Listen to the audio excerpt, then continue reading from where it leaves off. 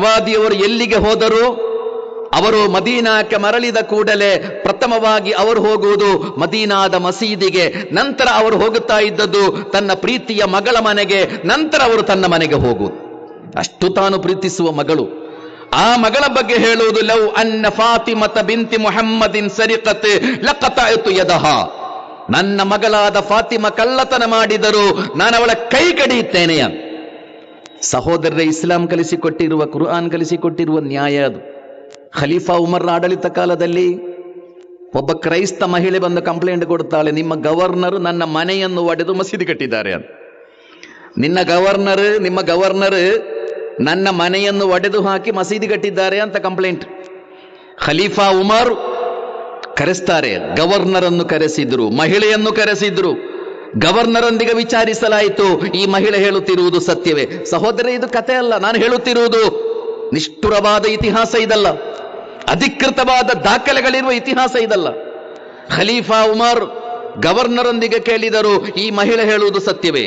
Governor ಹೇಳಿದರು, ಹೌದು, ನಾವು ಆ ಮಹಿಳೆಯ ಮನೆಯನ್ನು ಒಡೆದು ಮಸೀದಿ ಕಟ್ಟಿದ್ದೇವೆ. ಯಾಕೆಂದರೆ ಮಸೀದಿ ಬಹಳ ಸಣ್ಣದಿತ್ತು. ಪ್ರಾರ್ಥನೆಗಾಗಿ ಬರುವವರ ಸಂಖ್ಯೆ ಹೆಚ್ಚಾದಂತೆ ಮಸೀದಿಯನ್ನು ವಿಶಾಲಗೊಳಿಸಬೇಕಾದ ಅನಿವಾರ್ಯತೆ ಬಂತು. ಆ ವಿಶಾಲಗೊಳಿಸುವುದಕ್ಕೆ ಈ ಮಹಿಳೆಯ ಮನೆ ಅಡ್ಡಿಯಾಗಿತ್ತು. ಯಾಕೆಂದರೆ ಮಸೀದಿಯ ಪರಿಸರದಲ್ಲೇ ಈ ಮಹಿಳೆಯ ಮನೆ ಇದೆ. ನಾವು ಆ ಮಹಿಳೆಯೊಂದಿಗೆ ವಿನಂತಿಸಿಕೊಂಡೆವು, ನೀವು ಈ ಜಾಗವನ್ನು ಬಿಟ್ಟು ಕೊಡಬೇಕು. ಯಾವುದೇ ಸರ್ಕಾರ ಮಾಡುವ ಕೆಲಸ, ನೀವು ಈ ಮನೆಯ ಸ್ಥಳವನ್ನು ಬಿಟ್ಟು ಕೊಡಬೇಕು.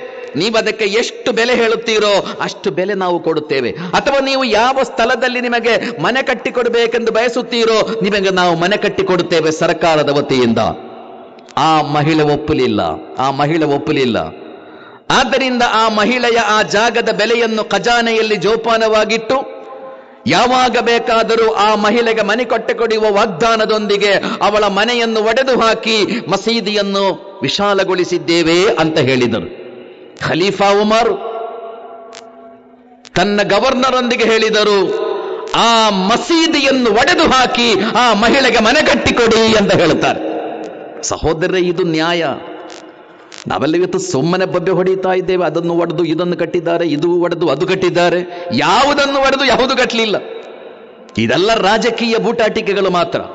ಬ್ರಿಟಿಷರು ಡಿವೈಡ್ ಆ್ಯಂಡ್ ರೂಲ್, ಹಿಂದೂಗಳನ್ನು ಮತ್ತು ಮುಸ್ಲಿಮರನ್ನು ಬೇರ್ಪಡಿಸುವುದಕ್ಕಾಗಿ ಬ್ರಿಟಿಷರು ಕಂಡುಕೊಂಡ ಬಹಳ ದೊಡ್ಡ ದಾರಿ ವಿಭಜನೆ, ಡಿವೈಡ್ ಆ್ಯಂಡ್ ರೂಲ್. ಅದರ ಭಾಗವಾಗಿ ಧಾರಾಳ ಕಥೆಗಳನ್ನೆಲ್ಲ ಬರೆದ್ರು ಅವರು. ಆ ಕಥೆಗಳ ಬೆನ್ನಲ್ಲಿ ಮತ್ತೆ ಕಥೆಗಳನ್ನು ಸೇರಿಸಿ ಇವತ್ತಿಗೂ ನಾವು ಹೊಡೆದಾಡ್ತಾ ಇರುವುದು, ಅದು ಒಡೆದು ಇದು ಕಟ್ಟಿದ್ದಾರೆ, ಇದು ಒಡೆದು ಅದು ಕಟ್ಟಿದ್ದಾರೆ. ಯಾರು ಯಾವುದನ್ನು ಒಡೆದು ಕಟ್ಟಲಿಕ್ಕೆ